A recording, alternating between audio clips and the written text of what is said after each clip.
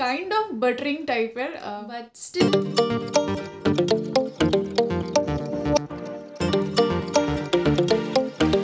Hey guys, welcome back to the channel. আজ যারা নতুন আছো তারা চ্যানেলটিকে সাবস্ক্রাইব করে নিও আর পাশে রাখা যে বেল বাটনটা আছে সেটা কিন্তু প্রেস করতে একদম ভুলো না। তো বন্ধুরা, বাংলাদেশের সোশ্যাল মিডিয়াতে যেই এমপি সব থেকে ভাইরাল সে হলো ব্যারিস্টার সুমন। তো ওনাকে নিয়ে অনেক রকমের নিউজ রিসেন্টলি এসেই যাচ্ছে। তো আজকে যে নিউজ রিপোর্টটা দেখবো সেইটা হচ্ছে যে ব্যারিস্টার সুমন, ব্যারিস্টার না এমপি সুমন, উনি কি বলছেন পার্লামেন্টে, আর সেইটা শুনে ম্যাডাম শেখ হাসিনা কি রিয়াকশন দিয়েছে। তো এটা আমার ফার্স্ট টাইম হবে যে পার্লামেন্টে ওনাকে শুনবো, কারণ অনেক আমি ওনার ইন্টারভিউ দেখেছি নিউজ চ্যানেলে। তো কাজের জায়গায় উনি কিভাবে কথা বলেন এটা দেখা ইন্টারেস্টিং হবে, কারণ আমি কোনোদিন শুনিনি ওনাকে। তো চলো আর কথা না বাড়িয়ে ডাইরেক্ট ভিডিওতেই যাই, তারপর নয় তোমাদের সাথে কথা হবে। তো ভিডিওটা শুরু করি, চলো শুরু করা যাক। So let's start. আমি সৌভাগ্য না দুর্ভাগ্য জানি না, একেবারে সামনেই পড়ছে আমার সিটটা মাননীয় স্পিকার। উনি সব আমারে দেখতে পান, আমরা তো নড়াচড়ার কোনো সুযোগ নাই। সব বিরোধী দল এবং স্বতন্ত্র উনার চোখের সামনে পড়ে গেছে। আমরা সংসদের বাইরেও নড়তে পারবো না, ভিতরেও পারতেছি না।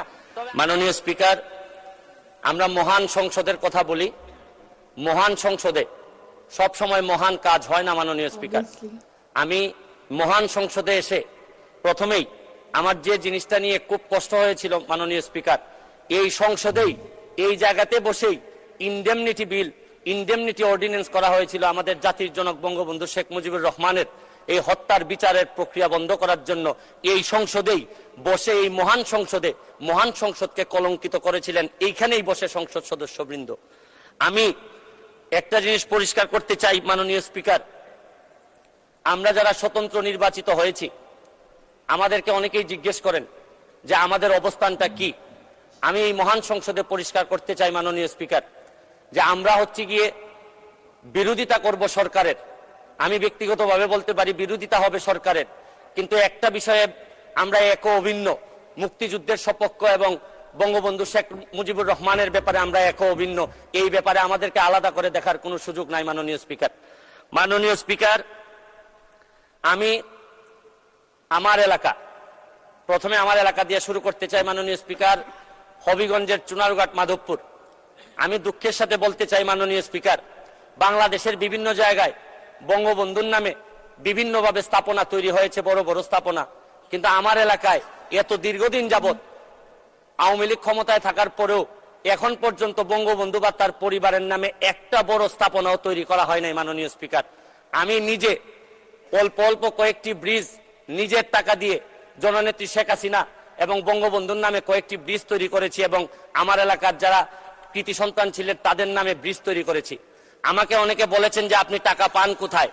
আমার এলাকায় আমি বলছি যে আমি টাকা পাই কোথায় এটা জিজ্ঞেস করার আগে মাননীয় প্রধানমন্ত্রীকে জিজ্ঞেস করেন যে উনি বাংলাদেশের উন্নয়নের জন্য এত টাকা পান কোথায়। ইতিহাসের যে উন্নয়ন উনি করেছেন এইটা তো আগে বাংলাদেশের ইতিহাসে কখনো হয়নি।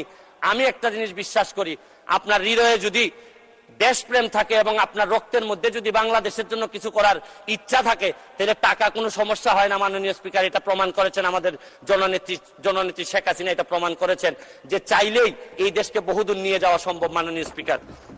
মাননীয় স্পিকার, মাননীয় প্রধানমন্ত্রীর সাথে যখন আমার দেখা হয় উনি আমাকে বলেছিলেন, হেসে হেসে বলেছিলেন, তুমি তো ফেসবুকে মধ্য দিয়ে তুমি এমপি হয়ে গিয়েছো।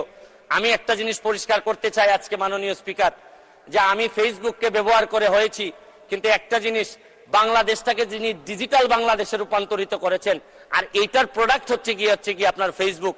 এই ডিজিটাল বাংলাদেশ এবং স্মার্ট বাংলাদেশ যিনি তৈরি করেছেন, এই বিবেচনা যদি আপনি করেন, কারণ ডিজিটাল বাংলাদেশ না করলে আমি ফেসবুকে 7 মিলিয়ন ফলোয়ার তৈরি করতে পারতাম না, তাহলে এই বিবেচনায় আপনি বলতেই পারেন যে আমি ফেসবুকের এমপি ঠিকই, কিন্তু আমাকে যিনি ফসল হিসেবে তুলেছেন, এটা জননেত্রী শেখ হাসিনা আমাকে ফসল হিসেবে তুলেছেন মাননীয় স্পিকার।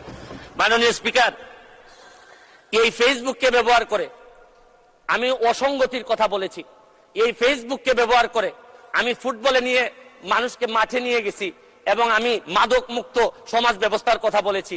আমি একটা কথা বলতে চাই, আমি ধন্যবাদ জানাই সজীব ওয়াজেদ জয়, আমি ধন্যবাদ জানাই আমাদের জুনায়েদ আহমেদ পলক ভাইকে, যেভাবে এই কনসিস্টেন্টলি এই উন্নয়নটাকে ধরে নিয়ে যাচ্ছেন। আরে অনেকে আমি বক্তব্যতে শুনি বলেন যে আমরা ডিজিটাল বাংলাদেশ নির্মাণ করব। আমি তো বলি নির্মাণ হয়ে গেছে অনেক আগেই। এই ডিজিটাল বাংলাদেশের ফসল অলরেডি আমি এমপি হিসাবে এই মহান সংসদে অলরেডি চলে আসছি। মাননীয় স্পিকার, আমি আরেকটা জিনিস আপনাদেরকে বলতে চাই। অনেকেই বলেন যে স্বাধীনতার সপক্ষের সরকার থাকলে কি হয় আর স্বাধীনতার বিপক্ষের সরকার থাকলে কি হয়। আমি একটা জিনিস জিজ্ঞেস করতে চাই, আপনাদেরকে বলতে চাই, স্বাধীনতার সপক্ষের শক্তি যখন ক্ষমতায় থাকে তখন কি হয়? হচ্ছে কি এলিভেটেড এক্সপ্রেসওয়ে হয়, সারা পৃথিবীর সাথে যুদ্ধ করে পদ্মা সেতু বানানো যায়।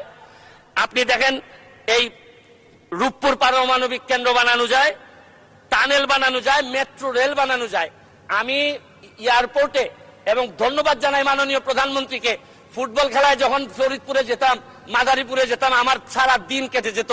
কিন্তু এই ব্রিজ হওয়ার পর আমাদের সিলেটের বেশিরভাগ মানুষ দক্ষিণবঙ্গে যাই নাই। মাননীয় স্পিকার, আর 2 মিনিট সময় দেন। মাননীয় স্পিকার, আমি এইটা এলিভেটেড এক্সপ্রেসওয়ে উঠলে এয়ারপোর্টে যাইতে আমার বিশ্বাস যে সবচেয়ে অপছন্দ যারা করে এই সরকারকে, তাও এলিভেটেড এক্সপ্রেসওয়ে মুখ লুকিয়ে লুকিয়ে কোন রকম চলে যায় এয়ারপোর্টে, মনে করে যে এই জিনিস হওয়ার পর তো আর অন্তত এই প্রতিবাদ বা সমালোচনা করা সাজে না এদের। আমি আরেকটা জিনিস বলি, মুক্তিযুদ্ধের বিপক্ষের সরকার থাকলে কি হয়? বোমাবাজি হয়, 21-এ গ্রেনেড হামলা হয়। আমি আরেকটা জিনিস আপনাদেরকে বলতে চাই মাননীয় স্পিকার, আমি আন্তর্জাতিক অপরাধ ট্রাইব্যুনালের সর্বকনিষ্ঠ প্রসিকিউটর হিসাবে আমি আগেই যখন আমাকে সিট বরাদ্দ দেওয়া হয়, আমি আগেই জিজ্ঞেস করে নিছি যে আমার সিটে কি যাদের বিচারের সাথে আমি ছিলাম, এই যে আন্তর্জাতিক অপরাধ ট্রাইব্যুনালে যাদের বিচারের সাথে ছিলাম, এই সিটগুলা কি তাদের ছিল কিনা। আমি নিশ্চিত হয়েছি যে এই সিটগুলাতে ওনারা ছিলেন না। কারণ আমি বিশ্বাস করি আন্তর্জাতিক অপরাধ ট্রাইব্যুনালের প্রসিকিউটর হিসাবে আমি কোনো যুদ্ধাপরাধীদের সিটে বসতে পারি না মাননীয় স্পিকার। আমি আরেকটা জিনিস, আপনি হয়তো আর সময় নাই মাননীয় স্পিকার, আমি আরেকটা জিনিস বলতে চাই মাননীয় স্পিকার, এত সফলতার মধ্যেও আমাদের কিছু সমস্যা আছে মাননীয় স্পিকার।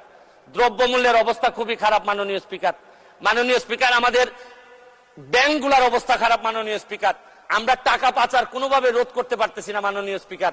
আমি আজকের প্রথম দিনে আপনাদেরকে বিরক্ত করতে চাই না, এইসব নিয়ে আমি ভবিষ্যতে কথা বলবো। তবে একটা কথা মাননীয় স্পিকার বলে শেষ করতে চাই, মাননীয় প্রধানমন্ত্রীর আমি সৌভাগ্য না দুর্ভাগ্য জানি না, একেবারে সামনেই পড়ছে আমার সিটটা মাননীয় স্পিকার। উনি সব আমারে দেখতে পান, আমরা তো নড়াচড়ার কোনো সুযোগ নাই। সব বিরোধী দল এবং স্বতন্ত্র উনার চোখের সামনে পড়ে গেছে। আমরা সংসদের বাইরেও নড়তে পারবো না, ভিতরেও পারতেছি না। তবে আমি ভয় পাই মাননীয় প্রধানমন্ত্রীর পিছনে যারা বসছেন তারা তো সকল ক্ষমতার উৎস, তাদের মাননীয় প্রধানমন্ত্রী সবসময় হয়তো চোখে দেখতে পারেন না। তবে আমার বিশ্বাস মাননীয় প্রধানমন্ত্রী আমাদেরকে যেভাবে দেখবেন, পিছনে যারা আছে এদেরকে যদি একটু চেক করেন তাহলে। বন্ধুরা, নো ডাউট ব্যারিস্টার সুমন, ওনাকে আমার খুব সিনসিয়ার মনে হয়েছে আর ওনার কথাবার্তাও আমার বেশ ভালো লেগেছে ইন্টারভিউতে। আর এইখানে ওনার ফার্স্ট ডে আই গেস, তার জন্য উনি এত ভালো ভালো কথা সব বলে যাচ্ছেন, মানে কাইন্ড অফ বাটারিং টাইপের। বাট স্টিল এটা ইগনোর করা যায়, কারণ সামনে যিনি বসেছিলেন ওনার পলিটিক্যাল যে এক্সপিরিয়েন্স সেটা অনেক বেশি। তো যে কেউ ওনার সামনে একটু তো ভেবাচাকা খেয়ে যাবে। তো এই জন্য হয়তো ওনাকে ইমপ্রেস করার জন্য অনেক লাইন ওইটার উপরেই বলে গেলেন। বাট কিন্তু লাস্টে 2 মিনিটের যে সময়টা ছিল সেখানে উনি নিজের পার্টির অ্যাপ্রিসিয়েশনের যে জিনিসগুলো সেগুলো করে যাচ্ছিলেন। তো তার জায়গায় যদি কিছু রিয়েল ইস্যুর উপরে আরও কিছুক্ষণ যদি বলতে পারতেন বা আরও জিনিস কিছু ওঠাতে পারতেন তাহলে আমার বেশ ভালো লাগতো। বাট ইটস ওকে, ওনারা ফার্স্ট দিন যে কোনো জায়গায় যাই না কেন একটু নার্ভাসনেস কাজ করে, তো সেটাও হতে পারে। আমি কাউকে জাজ করতে চাইছি না অফকোর্স। তো তোমাদের কি ওপিনিয়ন এটা শুনে নিশ্চয়ই কমেন্ট সেকশানে বলো। তো তোমাদের সাথে দেখা হবে আবার অন্য কোনো ভালো ভিডিও নিয়ে। ততক্ষণের জন্য নিজের খেয়াল রেখো আর নিজের আশপাশের লোকেরও একটু খেয়াল করো। So bye bye and take care.